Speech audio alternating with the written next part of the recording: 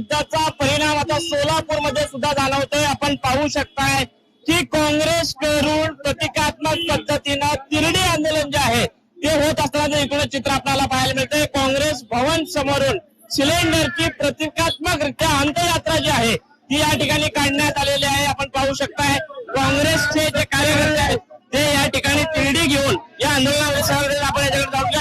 नेमकं काय मागणी आहे त्यासाठी तिरडी आंदोलन? साहेब, हे सरकार फेल गेलेलं सरकार आहे, लोकांना फसवलेलं सरकार आहे। ते सांगतात की संपूर्ण देशाला गॅस पुरवठा इतका आपल्याला साठा आहे। तुम्ही बघता की एकीकडे 70 रुपयाने घर गॅस वाढलेले आहेत आणि जे व्यापारी आहेत ते व्यापारी आज हॉटेल बंद होत आहेत। व्यवसायधारक जे आहे त्यांना गॅस बंद केल्यामुळं आज हे लोक सगळे रस्त्यावर उतरलेले आहेत। नक्कीच आपण बघू शकताय की अतिशय तीव्र अशा पद्धतीच्या भावना आपल्याला या ठिकाणी दिसून येत आहेत आणि हे जे तिरडी आंदोलन आहे ते काँग्रेस भवन पासून पूनम गेट इथपर्यंत हे आंदोलन असणार आहे।